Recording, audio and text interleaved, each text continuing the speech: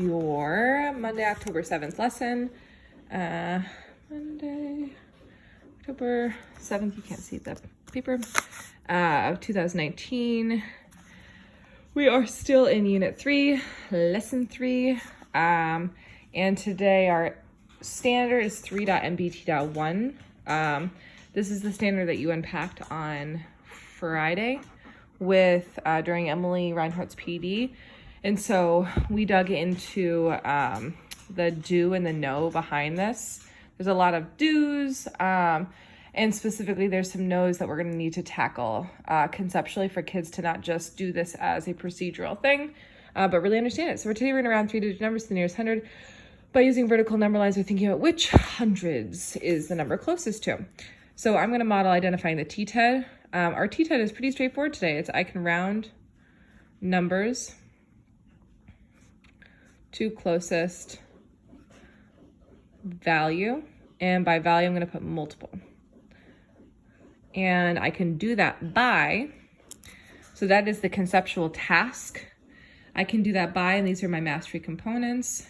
Mastery.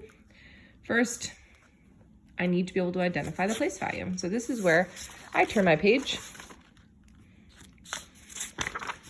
with my very dry hands right now. And for this problem, get those annotations, the big problem, the knowns and unknowns listed so that you have kids that actually understand things rather than just make stuff up, represent. And then solving today is actually going to be with a vertical number line. So if I want a child to be able to round, about how many people rounded to the nearest 100 can they invite to the party? So I can fit 164 people into the special room and 326 in the special room B. About how many people can they invite to the special party? So I need to find out about total number. And this is the cool thing with the knowns and unknowns chart today, is that I know that I have, for room A, I have 146. And for room B, I have 326.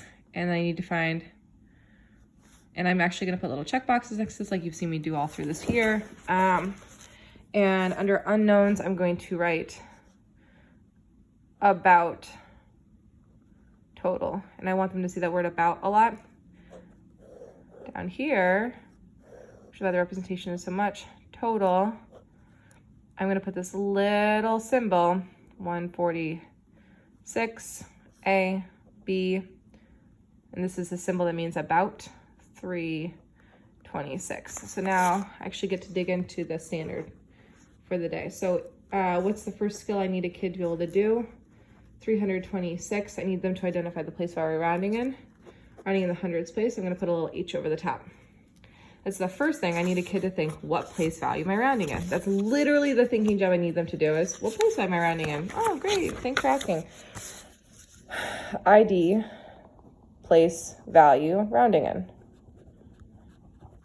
And I'm gonna flip back and forth so you can see this, the process that I go through, so you can do it on your own when I stop making these videos.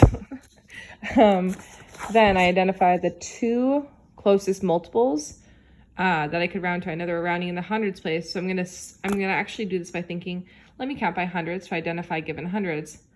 0, 100, 0, 100, 200, 300, 400.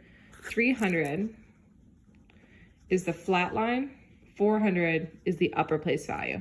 If I'm gonna round down, or round flat, or round up. So I ask myself, what are the two possible closest multiples of hundreds? Identify two closest multiples. And I could put of tens, hundreds. You guys you'll get to the thousands potentially, but I'm only worried about the tens and hundreds today. Then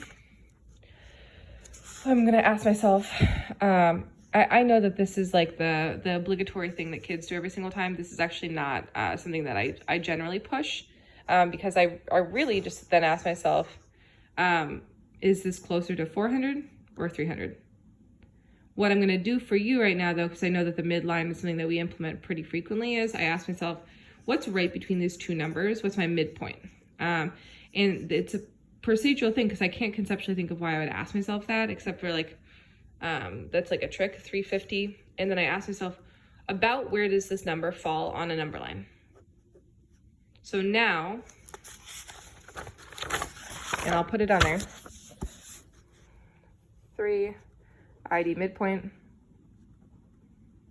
4, place number on number line, and 5, identify closer multiple of X, and that's where they should. So they're asking themselves first, what place am I rounding in? Then they ask themselves, what are the 2 closest multiples of that place value? 2 closest multiples in this case of 100. Then I'm going to identify the midpoint between those 2 hundreds. Then I'm going to place my number on the number line and ask myself, about where does it fall? And then I ask myself, which 100 am I closer to? That's the number I round to. These questions I'm asking myself is the thinking you want kids to be able to do. What you don't want kids to do is first I, next I, then I. You want kids to actually be given a thinking process that allows them to be a better mathematician and truly have a grasp on understanding.